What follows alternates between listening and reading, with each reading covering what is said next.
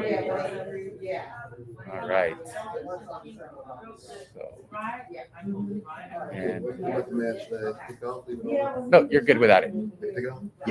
Yeah. All right. And so it's feeding to our Facebook. And that one I think signed. All right. Okay.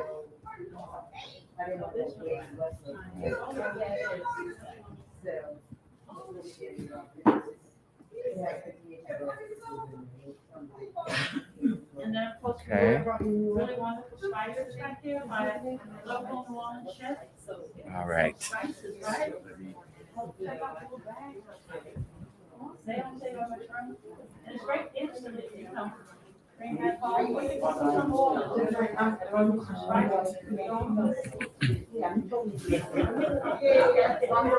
I bought some spiders.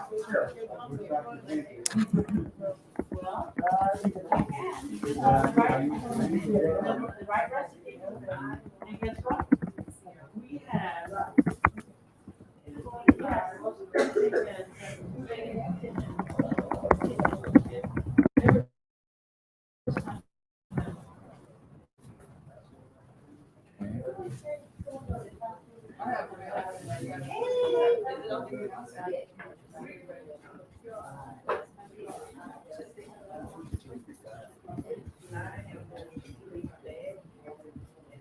I need to look. I didn't even look at the camera. Mr. Derek? Yeah, the camera's Any right. book This guy. that has Yeah. the gumbo recipe? Go.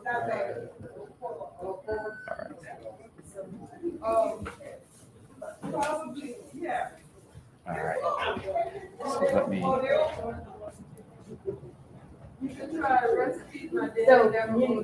I got it. I thought it was also in shape, but it's right at the top. At the top. Oh, that's the one I got. Is it one word? It's Right here, there it is. Okay. So we're on now. Okay. Right there?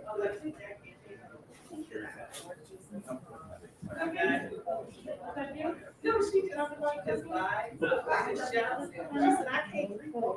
So up there, you'll. So at Reed CBC is that. Look for Reed CBC. Hey, Mama Jen. Reed. Here's your recipe for the restaurant. Are you Yeah.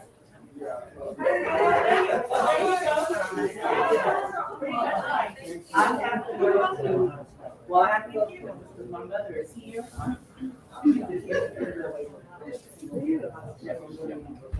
Quality. And then you can share the link to your Okay, so Mama Vera, we're on. Oh. Hmm? Oh, I like the hat. Take it all day. Yeah. I'm You gonna gotta move. try to be creative sometimes. You gotta be creative all the time. Yeah. I'm gonna sit right here. I'm Yeah, hurry up. behind the chef. I look alike. Hey, Mama Jen. Are we live? Mm-hmm. Hey, everybody. Life at Community Book Center on a Saturday. Welcome. Thank you for joining us today. We are so happy to have Brother John Harris here, who's a journalist who's covered a lot of sports events. And he is presenting his book today, From Gold Teeth, as we say, teeth. From Gold Teeth to Gold Jacket, My Life in Football and Business. And it is the story of Edgerrin James. Edgerrin, that's a tongue twister. He's the only person known with that name. I know, I can, yeah, No one else knows anybody else with that name. yeah. So, It's interesting when we find out the history of names. Edgerrin James. And I understand that he has a phenomenal story. For those of you who are familiar with his life and his career in the NFL and in business, this is a must read. We encourage you to come by. Community Book Center. We're at 2523 Bayou Road. This is live. This is one of the few author events that we've had since COVID, and we're glad to be able to be live and in person with you. So we encourage you, those who are in New Orleans, to come on by and meet Brother John. He'll be here till 6 o'clock, or he'll be here till 6 o'clock at least. And also for those of you who are elsewhere, get to our website and order copies of your book as well. So we appreciate you taking time and being with us, and tell us about this book and this project. Thank you. Thank you so much, Vera, for welcoming me to your store, and very impressive bookstore. I'm an avid reader, and I've already spent a lot of time looking at your selections. They're tremendous, and it's an honor to be able to talk about From Gold Teeth to Gold Jacket, my life in football business, the life story of Edwin James.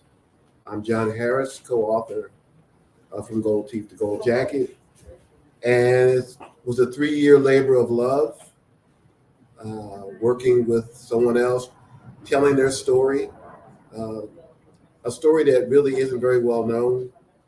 Edwin James grew up in Immokalee, Florida, a small rural community, vibrant community, about an hour or so from Miami. Grew up tough, grew up rough, grew up poor, grew up, in his words, became the man of the house at a very young age. A lot of responsibility that he shouldered. And through that responsibility, through the early level of maturity that many kids at that age would not even have thought of doing, developed a mindset to become, in his mind, he always wanted to be an entrepreneur, a businessman.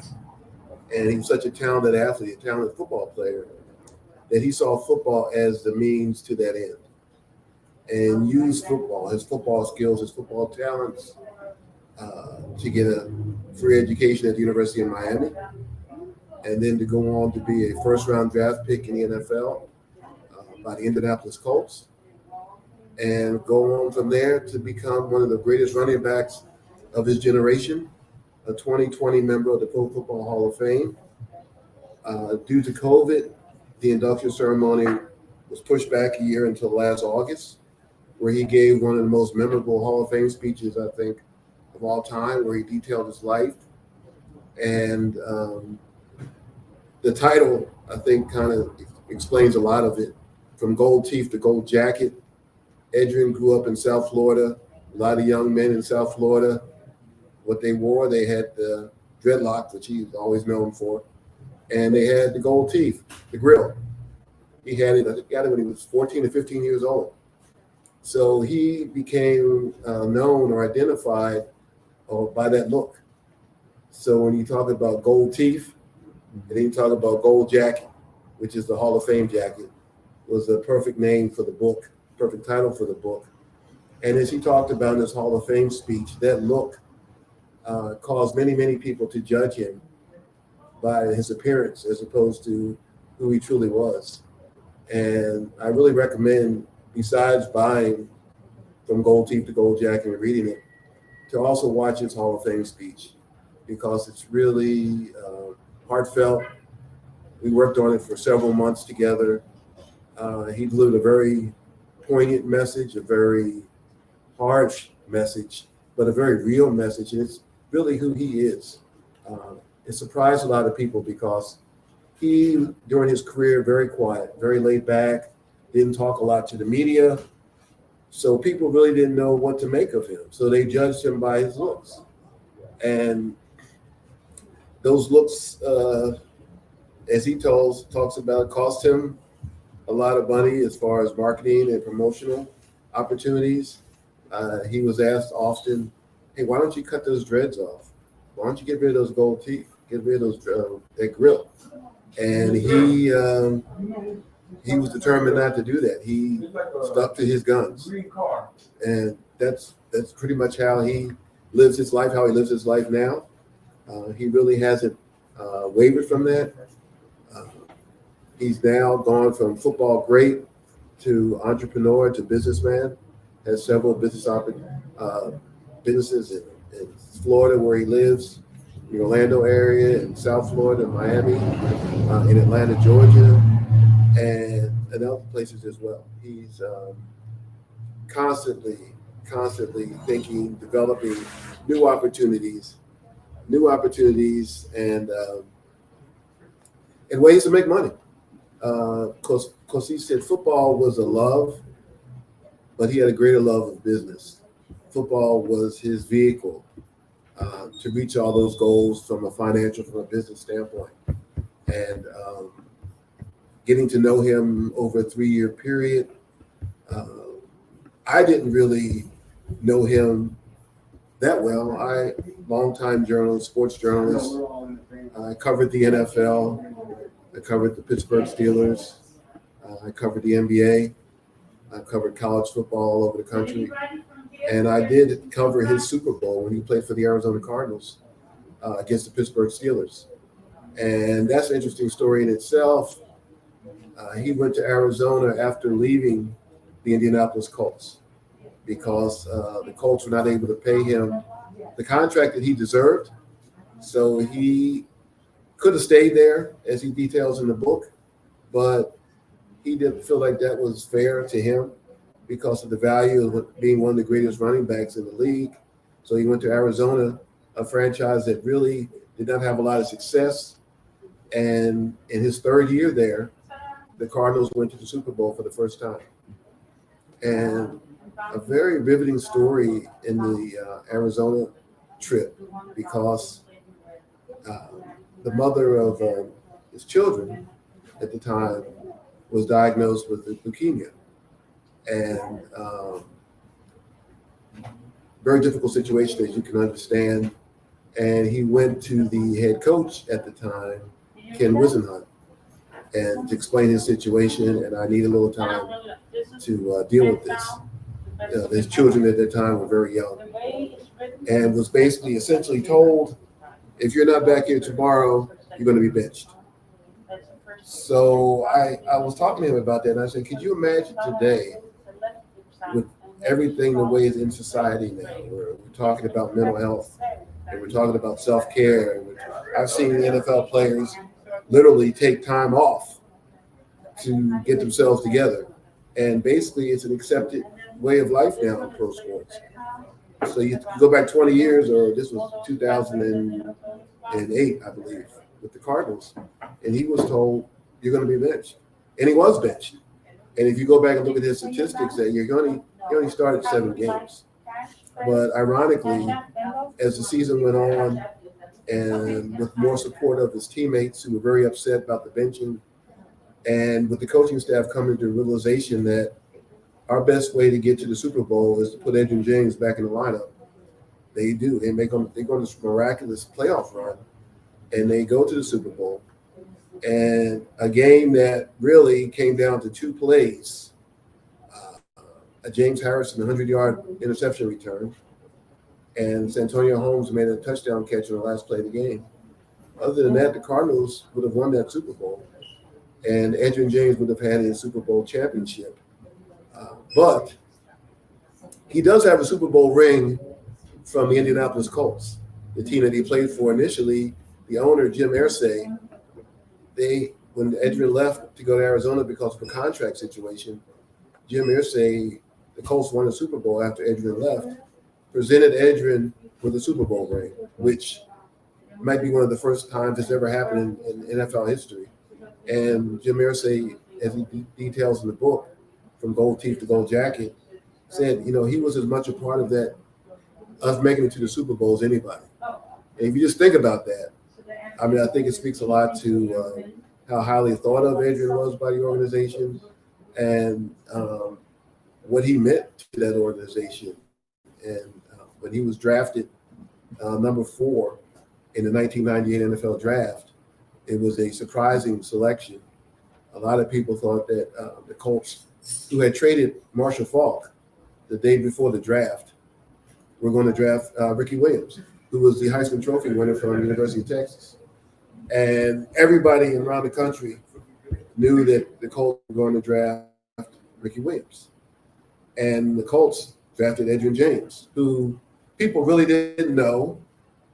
What they knew was what they saw, which was the look, which, as he said, people looked at me as though I was a thug.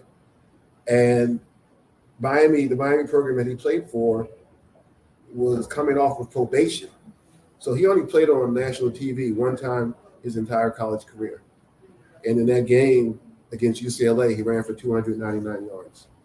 So his story is one almost like you can't believe it because of kind of what he overcame as a young man or as a youngster, as a young boy in the fields of South Georgia in the summer with his grandfather and his uncles hauling watermelons.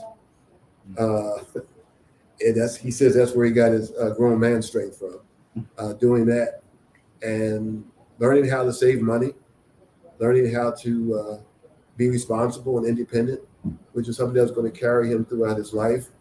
Anything that he could do to help his family, his mother, who was raising 5 boys, that's what he was willing to do. So he learned at a young age responsibility. His mother practiced they were not Jehovah's Witnesses per se, but they went to services. And he said through that, they didn't celebrate Christmas. He didn't get gifts. He and his brothers didn't get gifts when they were small. They didn't get Christmas gifts. They learned, as he said, to do without. So all of that helped formulate who he became, as a youngster, as a young man, as a teenager, and as an adult, and as a father. All those things came into play. So we go back to the Colts. The Colts draft him. The fans call up the switchboard in Indianapolis. They're irate. They're upset because they wanted Ricky Williams. The general manager, Bill Polian, who's in the book, he quotes Polian in the book, people were not happy. He asked one of the scouts to check under the hood of his car because he was afraid that maybe somebody had planted a bomb there because the Indianapolis fans were very upset with the selection, basically because nobody knew who he was. And he comes in. He doesn't have an agent at the time, which at that time was unbelievable. He doesn't hire an agent until later after the draft when he's selected number 4, one pick ahead of Ricky Williams, who comes to the New Orleans Saints in a blockbuster trade. And he holds out. He doesn't go to training camp. So the fans who are already upset with him are even angrier now. So this hotshot rookie with the dreads and gold tee, who people think is a thug, he has the audacity not to show up for training camp because of money. And so he's dealing with, think about this young man coming, basically raised by his mom, pretty much on his own his whole life, from the South, at least from South Florida. He had that comfort zone there. Then he goes to Indianapolis, the heart of middle America. And he goes to this franchise that was 3-13 the year that he got there. They were losers. Peyton Manning was the quarterback. Folks here in New Orleans know who he is. He's from New Orleans, and he wrote the foreword to the book. And we'll get into that a little later. But he goes to the Colts. He holds out. Fans are mad. General manager is scared for his life. And he finally signs. And I know Jim Irsay, who I talked to for the book, the owner, talked about the first preseason game he played in. He had this run. It was like this incredible run. And everybody kind of looked at each other. Bill Polian looked at Jim Irsay, and they said, we got one. And so this kid, on his own, up in the Midwest, goes to the Colts. His first year, he leads the NFL in rushing. He makes All-Pro. He makes Pro Bowl. He comes in, he signs the biggest rookie contract ever for a running back in the NFL. Made more money his first year than any rookie had ever done before in the NFL. Basically did this all on his own. You wonder, how was he able to do this? It's all in the book. He talks about it. And the more you read the book, the more you see his background you kind of understand how he was able to do these things. The Colts, who won 3 games the year before, win 13 games in Edgerton's first year. It was the greatest one-year turnaround in NFL history. We go from 3 wins to 13 wins. They go to the playoffs. The Colts get a new identity. They're no longer these lovable losers, but they're these exciting winners with Peyton Manning as the quarterback and Adrian James as the running back and Marvin Harrison as the wide receiver. You talk about the impact that Adrian had. The year before, I think Marvin had like 50-something catches. Adrian's first year, he had over 100 catches. So that tells you that defenses all of a sudden started to pay attention to this new running back, this kid from Miami, and less attention to Marvin Harrison. So Marvin Harrison became an all-pro receiver, a Hall of Fame receiver. Adrian James is a Hall of Famer. Peyton Manning is a Hall of Famer. And Marvin Harrison is a Hall of Famer. So just think about what kind of offense that they had. But as we go through from gold teeth to gold jacket, Adrian, he doesn't talk as much about football, though. He always talks about football, but it's always a way to get to business, to get to family. Because to him, those are the things that are most important. He does talk about how with all this money that he made, these millions, literally millions and millions of dollars. I know one of his advisors tells a story when he finally got his signing bonus, which is around, I don't know, $8, $9, $10 million was a check. And they're in Indianapolis. And he said, okay, let's put this money in the bank. And they're walking around the streets of Indianapolis. And he says, where do you want to put it? He said, put it anywhere you want to put it. So they just walk up to this bank, Key Bank. And he didn't know anything about it. So he said, let's go in the Key Bank. And they go in the Key Bank and they find somebody, hey, we need somebody to help us here. Can you help us? This is Adrian James. He's your rookie running back. He just signed this $1 million contract. He has all this money he wants to put in your bank. Can you help us? Yeah, so he literally just puts this check, $7-8 million in the bank, leaves it there, and goes back to practice because to him, that's what was important. So he's always been about the money, as he'll tell you, taking care of his family. But he realized to do that, he had to take care of business on the field. So he was a super hard worker, training diligently to maintain what he had, because without football, he knows that he wouldn't have to accomplish the things that he had, wouldn't have been able to take care of his family the way that he had. And but in his third year, he suffers a major knee injury, ACL, torn ACL, which is devastating for running backs. It basically makes it difficult for running backs to cut, which is, if you watch him in his first couple of years, he'd hit the hole and slide and bust to the outside. It's total explosiveness. After the injury, he had to learn to adjust. He had to learn that he wasn't quite as fast as he used to be. He couldn't quite as sharply as he used to do. But he suffered the injury in the 6th game of the year in his third year, which was 2001. And he came back the next year. He came back for the 2002 season. He wasn't full strength. He just missed the 1,000 yards. And the following year, he came back at full board. Think about this. He suffered the ACL injury. But even after that injury, which is supposed to be devastating to running backs, he ran for 1,500 yards on 2 separate years, becoming one of only 3-4 running backs in NFL history to rush for 1,500 yards in a season 4 different times. So, as he describes in the book, he had to learn a different way to run. Before, he would just go out in the field and play. Now he had to learn. He had to learn how to read his blockers better.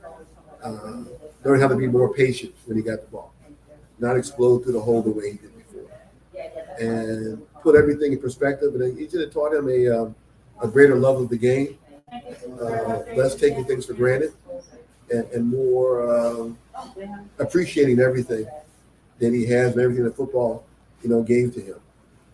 Um, but again, his story is not atypical. It's not unusual. I mean, there are a lot of athletes who came from tough situations, tough backgrounds, who somehow were able to make it, who overcame devastating injuries and were able to make it. But I don't think there have been any with his story, because the one thing that Edrin did that a lot of athletes didn't do, he took control of the narrative.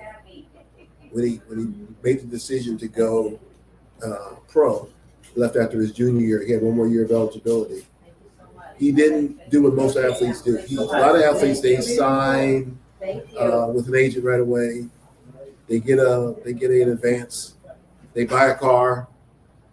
They get some bling, some gold jewelry. They have all those trinkets. And then when they get drafted and they get their first check, some of that check goes to that agent who gave them the money. Well, Edrin didn't do that. He remained at the University of Miami. He remained at his campus, his apartment campus, on campus. He trained at the University of Miami with the strength and conditioning coach. He didn't take out any loans to buy a car. He talks about how a couple agents were offering him, he wanted to go Mike Tyson fight. And the only reason why he didn't go was because he thought it was going to get him off of his training schedule, and that he might start becoming weak and influenced by doing those type of things. He was like, okay, I've only got 2 to 3 more months, and I'm going to come into millions of dollars. So I'm going to make that sacrifice. So he does it. So he doesn't do what everybody else does. He doesn't hire an agent right away, like most players do. He was told, you're making a big mistake. You need to hire an agent. An agent's going to get you drafted higher. You don't know what you're doing. You didn't even graduate. You didn't even graduate from college. What are you doing? He gets his brother, his half brother, Ed, who was in medical school. He gets one of Ed's friend, who was an attorney and lawyer, and they get a lobbyist from the school district in South Florida, and they become Team Edrin. And what Team Edrin did was they would interview the different agents who wanted to represent Edrin. They approach Edrin. Edrin would then introduce them to Team Edrin, and they would sit down and interview these candidates. It was very different. He didn't want to talk to the agents, and he felt like by having older professional people there to represent him, that the agents would be treated with more respect and that whole thing. So he ended up going with Lee Steinberg. Lee Steinberg at that time was the biggest and most successful sports agent out there. The movie Jerry Maguire was patterned after Lee Steinberg. And Edrin decides to go with Lee Steinberg. But because Edrin was drafted before he signed with Lee Steinberg, he told Lee Steinberg, I'm not prepared to pay the traditional agent fee, which is, you have to really understand, this was 20 years ago. Players did not exert that type of power, control. It was like you kind of fit in where you get in at. And that he was just different. His look was different. His persona was different. And think about this. He got Lee Steinberg, this guy, Jerry Maguire, to basically agree to his terms. How did this guy do this? The only way you're going to find out is you're going to have to read the book. But how could this kid, who really didn't have that main male parental influence in his life growing up, how was he able to come to this, have this confidence in himself, to be able to go out and tell Lee Steinberg? Now, he had decided Lee Steinberg was going to be the best agent for us. Lee Steinberg had a lot of top clients at that time, major top clients, quarterbacks. In fact, in that draft, he had Achilles Smith, who was a quarterback who turned out to be the 3rd pick, and Edrin was the 4th pick. So he was a big-time guy. And he convinced Lee Steinberg, as Lee Steinberg details in the book, that this guy, he just had a steel trap mind. People looked at him one way, but he was something totally different from what they saw. So Lee Steinberg comes up and they get this all-time great contract, $49.5 million, which in 1999 was a pretty big deal. And because he hit all of his incentives, and the contract was so unusual because it was similar to Ricky Williams' contract. And Ricky Williams took a lot of criticism for his contract because he had a lot of incentives in it with Master P, who at that time was a sports agent. And he was not able to reach his incentives. Adrian James put incentives in his contract, and he hit all of his incentives. Because he hit all of his incentives, he was able to get the biggest contract in NFL history. So basically, he was betting on himself. Where did this confidence come from? He's coming to a team where the people didn't want him. They didn't like how he looked. They wanted Ricky Williams. They didn't like his style. He held out, but he comes in there from day one. He wins their hearts over. If you look down, I mean, he remains one of the most popular players in Indianapolis Colts history. The only player who an owner ever gave a Super Bowl ring to, despite him not playing on that team. The Ricky Williams story is interesting in that, and we do talk to Ricky for the book. Both men give their side of the story. Adrian felt slighted when their careers in college were compared. Ricky Williams was very popular, won the Heisman, just had that, that style about him. Adrian James had no Heisman, played for a program that was coming off probation, the U, and people didn't really see him. So he was the unknown. And he said he felt that. He felt that as far as how when different deals were brought to him, marketing deals, that he always felt that people were going to favor Ricky Williams over him. And how that was a motivation, served as a motivation for him. And Ricky tells his side of the story, how he thought the Colts were going to draft him. And when he wasn't drafted by the Colts, that was a shock to him. So it's pretty interesting, two sides of the story of two running backs whose careers, they were always linked throughout their careers, whether it was college, whether it was the NFL, because of that draft, that 1999 draft, and how it played out. Their careers were always connected. So we thought it'd be a good idea to connect those two in a chapter. The book itself just came out of, I was a sports writer for a long, long time, over 3 decades, and made a lot of contacts in my life. And one of those contacts, named was Charles Bennett, forensic accountant, one of the sharpest financial minds in professional sports. He was the right-hand man for Gene Upshaw, who was the executive director of the Players Union for years. And what Charles did as a forensic accountant was he would go to the NFL, each NFL team, study their finances. And through that, teams would set up their salary caps. So he had intricate knowledge of each NFL team's, their financial status, how things were going. He also did similar work for the NBA Players Union when Charles Grantham was the executive director. Same thing. He would go to different teams, he would study their finances, and from that, teams would formulate the salary caps, how much money each team would have available, to sign players and to draft players and all of that. Charles Bennett was also Adrian James's accountant. I knew Charles Bennett because I'd written several stories that included him talking about the NFL finances, NBA finances. And one day he called me and told me that his client, Adrian James, wanted to write his autobiography. And that he told Adrian James about me. We had a really good professional relationship, and he trusted me. And he also knew that Adrian bases a lot of what he does on trust, his comfort level. And we connected, and Edrin, we kind of hit it off. And initially, we were trying to figure out what we were going to do because he hadn't gone to the Hall of Fame yet. So at that point, early in the time, we were kind of trying to figure out what would be the right path to write his story. And then when he was named to the Hall of Fame, it became much clearer, the path from gold teeth to gold jacket. That's when the title came into place. That's how we were able to figure out that's how it would work.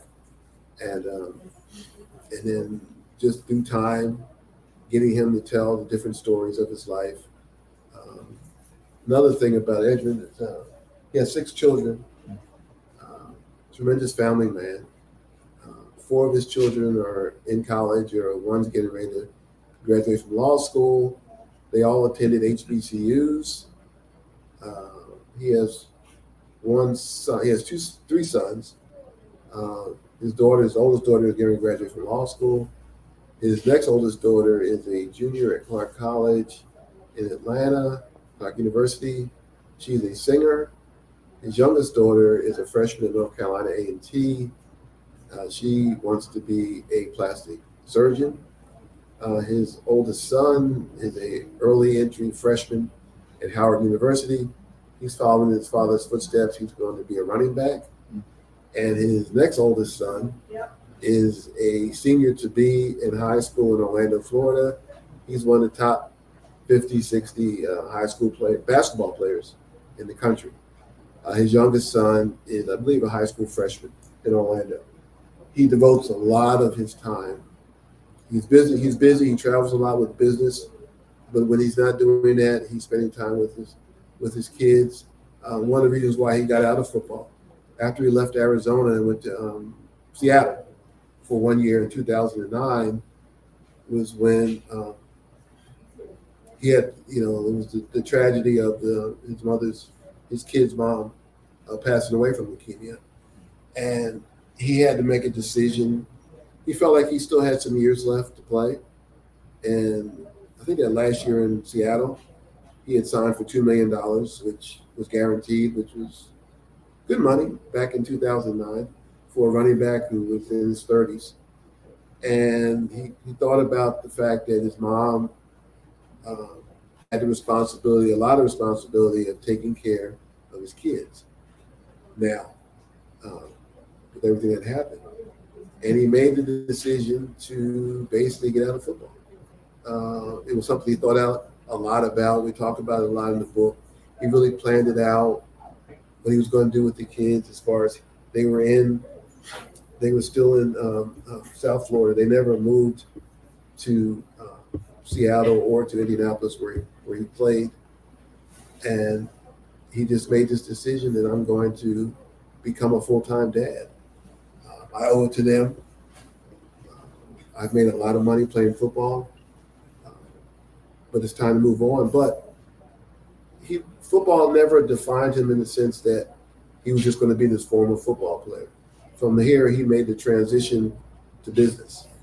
He started investing in real estate. Marvin Harrison, who was one of his teammates we talked about earlier, Hall of Fame wide receiver, they would talk a lot before practice every day.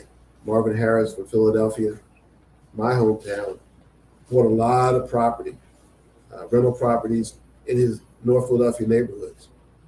And he would tell Edrin about that. And Edrin got the idea to start getting involved in real estate, getting involved buying small rental properties, getting comfortable, getting familiar with how the real estate business worked, and then working his way up to bigger and bigger and bigger investments, moving from just buying in Immokalee, his hometown, to other areas in Florida, and then eventually expanding out to Atlanta and now other places around the country. But I think probably the most profound information in the book comes from how he talks about his financial approach and the mistake a lot. And this is where I think this book is really important, especially for up-and-coming student athletes, whether they're in high school or college, understanding finances and not just because you get a lot of money all of a sudden spending it. or just turning it over to other people to spend it or invest it for you. So he understood that he didn't really know business at that time. So for him, he left his money in the bank. Whereas a lot of athletes had financial advisors coming to them and turning their money over to financial advisors and letting financial advisors make investments for them. He didn't do that. He just left his money in the bank. He started to learn about real estate, get more comfortable with real estate. And even when he started in real estate, he didn't make big investments. He did small investments. He said, "Hey, I'd go to an apartment and the rent would be $500 or $600 a month," and he was comfortable with that. He didn't feel like he had to go make a splash. In one of the chapters in the book, one of his good friends, great NFL running back, Clinton Portis, who plays for the Washington team, played for Denver, had major financial issues, lost millions of dollars in investments, trusting a financial advisor. Adrian, he convinced Clinton to talk about it. So we have a chapter in the book where Clinton talks about how that happened. How does an athlete with millions of dollars come to trusting somebody he doesn't know with his money? And he explains why he did it, how he did it, and the mistake he made, and understanding that even though Adrian is a good friend of his, and knowing how Adrian is with his money, he's like, we knew that about Edge, but each athlete kind of wants to make their own choice, make their own decision. And I think the biggest difference, he said, is that we trusted, Adrian didn't trust. Doesn't trust anybody. And that's a big thing, not trusting. It sounds crazy, it sounds interesting, but if you don't trust, because Adrian was like, a financial advisor who doesn't know me, who I only meet because I all of a sudden have millions of dollars. I don't know this person. They're going to make their money off of my money. So what are they actually doing for me? I'm going to give them my money to make money. No, I don't work that way. As he described it, I'm like, I want my money under the mattress. I want to know where it is. If I put $100 there, if I give somebody $100, I want them to give me $100 back. I don't want $95 back. I don't want $105. I want $100. So he had still has a very simplistic, basic financial philosophy. As he's gotten older, he's spread his wings a little bit more. He's invested in different type of properties, but his core values remain. And I think if I was going to pull anything out of the book, and I say I highly recommend to student athletes, high school, college, even middle school, it's must reading. I mean, get your coaches to buy the book, get your parents to buy the book. You buy the book. It's very informative because Adrian is not different. No, is not different from others. He came from tough backgrounds. He knows what it's like to not have a lot of food on the table. He knows what it's like not to have a father figure to lean on. So he's telling you his life story from that perspective. So I think maybe it's more relatable, that people can relate to it more, that athletes can relate to it more. It's almost like sometimes, like a parent, they try to get their kids to listen to them. They won't listen to them, but they'll listen to the person who sings their favorite song, if they have a message, or their favorite athlete. Well, Adrian is somebody that student athletes can relate to. He knows where they came from. He knows what they're thinking. But he doesn't give you the traditional road to success. He tells you to trust in yourself, to believe in yourself. And if you're going to get involved in money, you need to learn as much about money as you can before you start to trust other people with this money. And he's not going to trust people with his money anyway. But if you're going to do that, you need to learn as much as you can. He said, I can remember in the locker room, guys would on their laptops, doing trades. I'd be laughing at him. He's like, man, what are you doing? You're a football player. And what he means by that is for football, the guys you see on TV in the NFL or in the NBA or whatever, they are the creme of the creme, the best at what they do. And to be the best, they have to dedicate their whole lives to that. So he said, if you're dedicating your whole life to being a great athlete, where are you going to have the time to become a financial wizard? Because you have to basically devote all your time to being a financial wizard. You can't be a great athlete and a financial wizard. So what happens is a lot of athletes trust financial advisors. And the thing that Edgar says that makes so much sense is that a financial advisor is not going to tell you the cheapest and safest way to invest your money. The reason why is because the financial advisor makes their money off of your money. So if you invest in things that he tells you to invest in, he's going to make his commission off of that. He's not going to tell you not to invest. Edwin invested a lot of his money in mutual funds when he got out, and he just put in mutual funds. They were tax free, and because he lived in Florida, the taxes were less. So he was able to grow his financial portfolio tenfold in a way that very few athletes have done. And again, we go back to how in the world did this guy do this? How did he come up with this plan to do this without really having, I don't know, people to guide him? Because he talks about the Grant Hills and the Peyton Mannings and the Currys, the Steph Currys, who's all their fathers were all professional athletes. They came from those type of backgrounds. You don't read about those athletes having trouble because they had that proper guidance. He said, I didn't have that, which is what he's given to his kids. His sons, who he hopes will be professional athletes, they're going to have that guidance. They're going to have that direction and understanding of what to do with your money, who to trust, who not to trust. And if they're anything like him, they won't trust because he doesn't trust.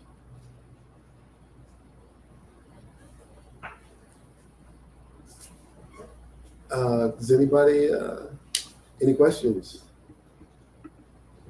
Thank you for sharing the story. It's small. It's a lot more. It's a lot more than this. But it's he's just it's the thing. I mean, the cover of the book. He's a football player, and that's what attracts everybody. But it's just like the covering of who he really is. Number 32 with the Colts uniform is all one of the greatest running backs of all time, but it doesn't really tell his story. His story is hard work, perseverance. I mean, one of my favorite chapters is the second chapter when he talks about buying his first car when he's 14 years old. 14. He's spending the summer in South Georgia hauling watermelons, and he sees it. One day they drive by this car lot and he sees this car. I think it's a convertible Chevy Impala. And he falls in love with it. And he's like, I gotta have this car.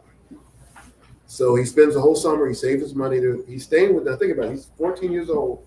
He's up in this little probably ramshackle motel in South Georgia, staying with these grown men, some of whom he describes as crackheads. And they're out there every day hauling watermelons. And he gets in his mind, I'm going to buy this car. So he saves all this money up.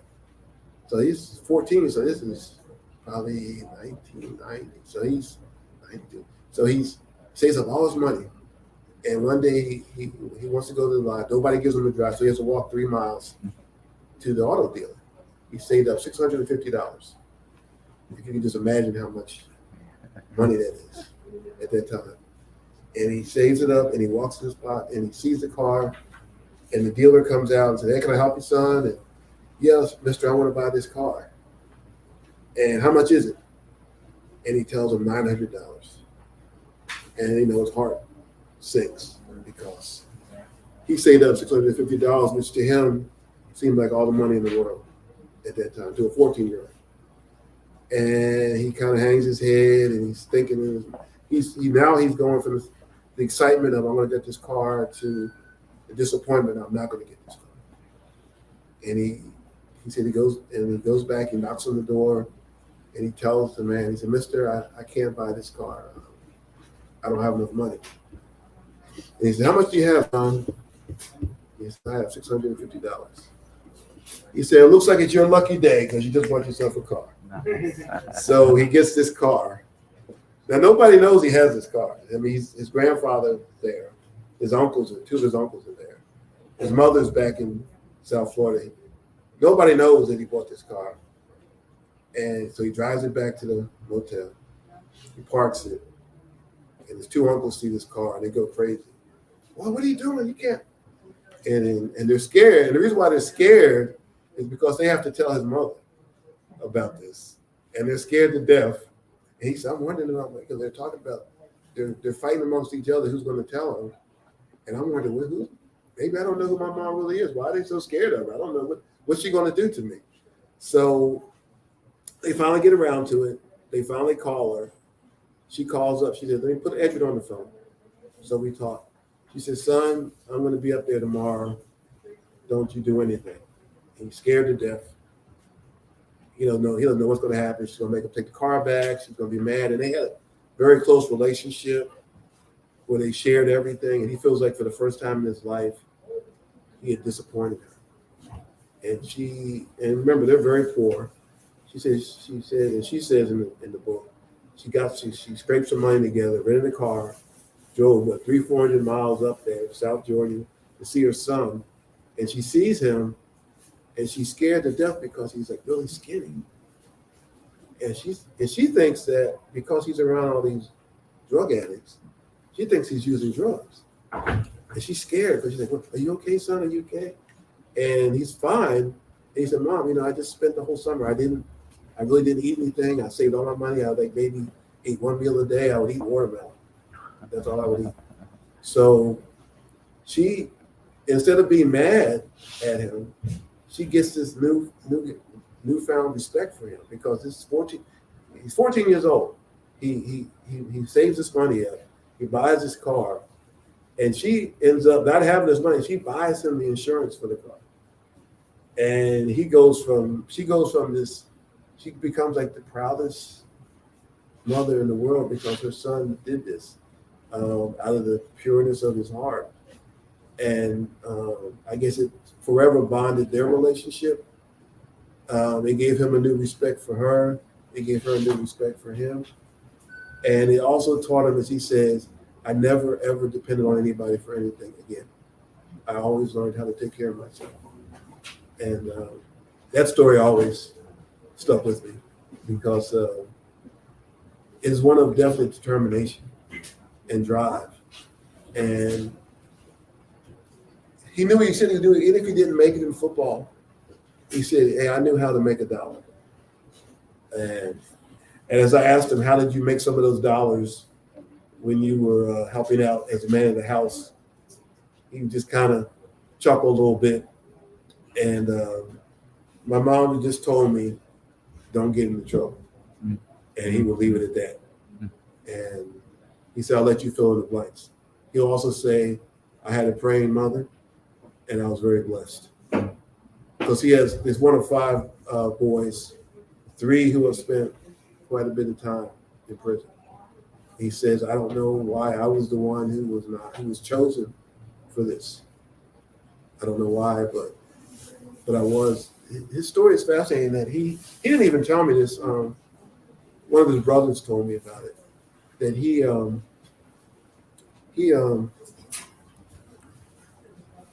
moved to Orlando several years ago, and the family was from Immokalee, Florida, South Florida. And he basically, any family member, whether it's siblings, aunts, uncles, cousins, anybody who wanted to move to Orlando, which is probably about a 3 or 4 hour drive from where they lived, he bought them all houses. He bought everybody a house. Anybody that wanted, so maybe 15, 16 family members moved to Orlando. He moved them all to Orlando. Anybody that wanted to move to Orlando, He bought them a house and allowed them to pay for the house so they wouldn't have that debt, and to help maybe provide some financial freedom for them. And those, some still decided to stay back, but I thought that was just amazing that he would do something like that. He has a home, a regular home in Florida, in Orlando. Then he has another home that he purchased that he uses. He has a summer camp every year, and he invites kids, kids who come from tough backgrounds. And he has a camp, and they're there, and he feeds them every day. And he has like some of his former teammates, and they train the kids, and they work with the kids. And he does it every summer. And some of the kids he's told me that have gone on are now like playing in the NFL. Kids that came up under him a long time ago, but it's just something that's always been very important. And a lot of other athletes, you hear about these stories a lot in the media, on TV, but he's the kind of guy you never he was not one to really promote, to push these stories out there, to quote unquote brag about what he was doing. So this book is really his first venture into revealing his public self or his personal self, and really telling what it is that makes him tick. It's a fascinating story. It's just the title itself, From Gold Teeth to Gold Jacket, is unique. Mm-hmm. And you think now, the grills, all the athletes, every athlete, do you see an athlete now that doesn't have tattoos? I mean, they all have them now. But when he doesn't have the tattoos, but he had that look, the dreadlocks and the gold grill, and athletes at that time were defined by that look. Now athletes they're welcome to be free, express themselves, however they want to express themselves. He had to overcome that and deal with the time. I mean, Allen Iverson was also during that time, and Allen Iverson dealt with a lot of that negative stigma because of the look and that's not conforming. Edgar was just. There's a question. What are some of his other businesses?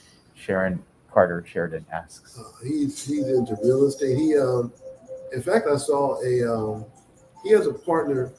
They have a dome, and they do events around the country. It's a dome that they can move, and so say there's a Final Four or a Super Bowl or a major event like that, they will move the dome there, and then they will have events in that dome. He has clubs, a lot of nightclubs in Atlanta. He really in real estate big time. He's developing a music company. His daughter, who's a singer, he's developing that. There's another daughter who just passed her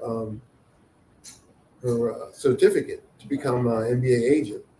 He's getting ready to graduate from law school. He's going to develop a sports wing as well for representation. So he wears many hats. But real estate is still, I guess, at the backbone of what he does. A lot of properties around the country, whether they're rental properties or different type of business properties.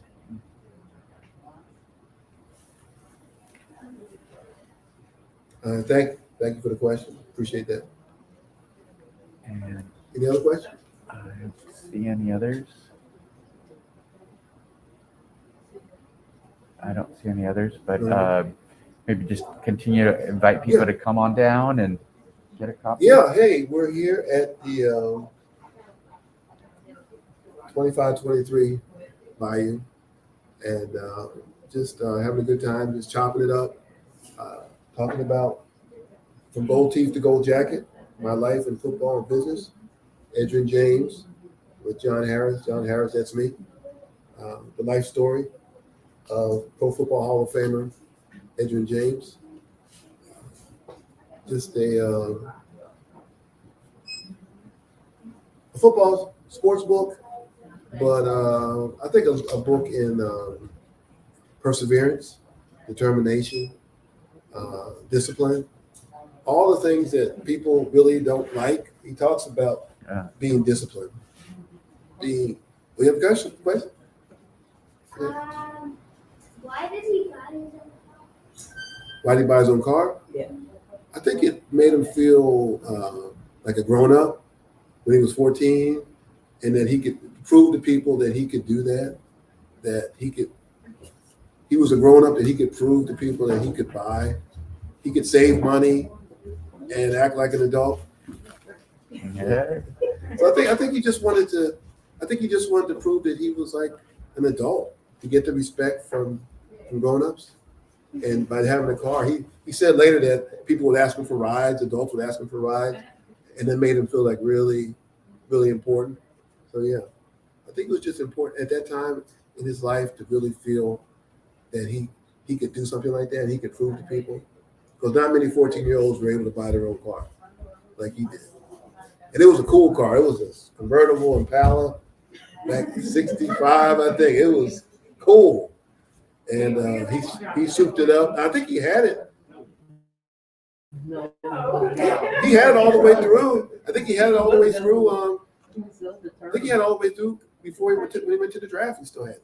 So he painted different colors and changed it up through the years. But he kept it and kept it fixed up. And like he's proud to join it. I know Reggie Wayne, who one of his teammates who's from New Orleans, who was his teammate in Miami and also with the Colts, told the story the day they had the draft. He didn't go to the draft. He had a draft party, and when he was drafted, everybody was like shocked because he went to the Colts.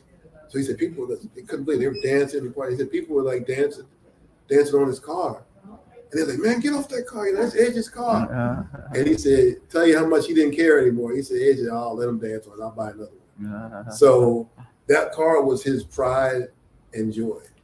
And he actually drove around at the Hall of Fame ceremony at the parade. They have a parade every year. And Jim Irsay, the Colts owner, who presented him at the Hall of Fame, they were driving in the convertible together. So it was hilarious. They're passing out No, just look at the I'm watching No, it. if I come back. you look at the camera, you shaking it. Yeah. Was staying Yeah, you can do it. Yeah. No. And he's so the driver, so he tells Jim Irsay, hey, why don't you give these people some money? Because people are like lying in the streets. But Jim Irsay starts pulling $100 bills out.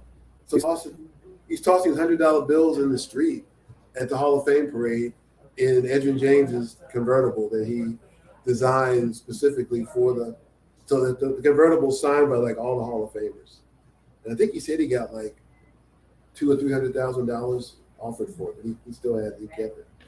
We have one more question. Oh, sure. Hi. Hey. Did he play? I mean, I gather I'll get this when I read the book. But did he play other sports besides football? No, well, actually, he said his first love was basketball, but he was just so talented. He was 6 foot, 6'1", and in the book there's some pictures of him when he was in high school, and he's just like he could see he was already a full-grown man. He was like he says, I was built to play football, but basketball is his love. He loved it. He played in high school, but basketball is actually his son. One of his sons is a top 50 high school recruit in Florida. Yeah. So I think he's kind of living it through him a little bit. But yeah, but he said he tells everybody basketball was his first love, and he was so talented. His first couple of years, he took football for granted. He said after games, they would go back to the house and play basketball.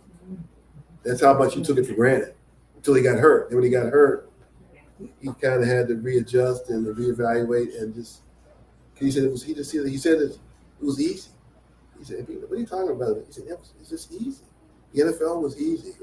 At the U, I played with so many talented guys at the University of Miami that by the time I got to the pros, it just really wasn't that big of a deal. It was easy, but the injury forced me to change. I couldn't look at it like it was easy anymore. So it was bad and it was good." He said, I became a smarter running back. I became a better running back. I wasn't faster, but he ran for almost 9,000, 10,000 yards after the injury, which which is phenomenal because the ACL injury is one that running backs not supposed to be able to recover from. They have a good time. They are. Yeah.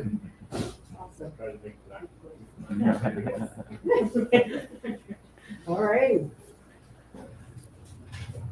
So I could talk all day about it, but I am.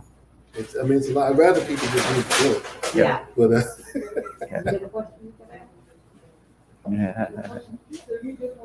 Dad have a question? Dad, you have a question? Good. You good? Hey, ask away. Oh, she has a book. Does she have a question? Yeah, did you have a Did you have a question? question? I want my book autographed. Yeah. Get that. Oh, awesome. So definitely come by Bayou Road Any and question? No, I was Yes, glancing you through. He yeah, didn't have no driver's license. He said, Mama told me, but no, I want What time to to get give this you to Sylvia. what time to give you Oh, you want this one here and the other one? That's mine. I know, but you want. I just want that. Yeah, I want to Sylvia from you. Oh, Oh, let me get that. Can I get that? oh yes. I was reading the car, and Mama told me when getting in the car, nobody was driving that car unless somebody had a valid wallet. Yeah, he didn't even have a license. He was 14. He didn't even have a license. Miss Lily. He didn't even have a license. I got a He pen. was- Oh, you do? Is that what She was giving her pen. Oh, you want That's this one? okay, Miss that's all Lily? right. Good teachers have a pen. I got one in there Are you somewhere. teaching? 57 years. Ooh, how many years? 57. Ooh, wow. So what age? See, I What age you used to teach? buy from her bookstore when they were on Broad Street. That's been, oh my God, What age you teach? high school. See, they need to. Huh? Some of the high schools need to read this book. There's a lot of business in well, it. if I had one, I'd raffle something, let one of the football players read it, Yeah, but they definitely. that's for me, that's not for them. No, just over. If you wanna donate one to the school, I raffle it for a girl We're football player. talking. Me and Miss Vera have talking to do. We're trying to do some stuff like that. Okay. This is just Sylvia. this What one. are you gonna do? See, it's just to Sylvia, that's good. That's good. Say something, no, you gotta tell me something. Hey, I'm just having fun. You know what he's gonna do? Let's make it busy. And I'm from Georgia, so I gotta find out what part of South Georgia he was. Yes, we mentioned it in here. I forgot what. I'll find it, you don't have to tell me, I'll find it.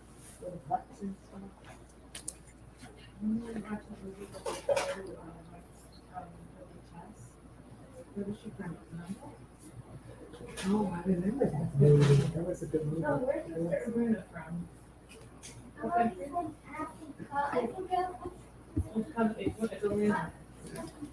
Run on there? It's blue. I don't want to put a different color on it. It's not on it? It's not right? It was, and it's not.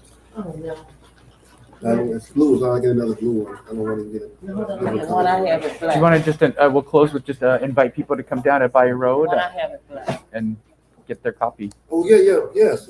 Please, as I'm signing book for Miss Sylvia, please come down to the Community Book Center, 2523 Bayou Road. on Bayou Road. We'll be here till around 6. We're having a great time, just chopping it up and just talking about from gold teeth to gold jacket. All right. And I'm going to enjoy reading my book. There you go. All right. Thanks so much. No, this is the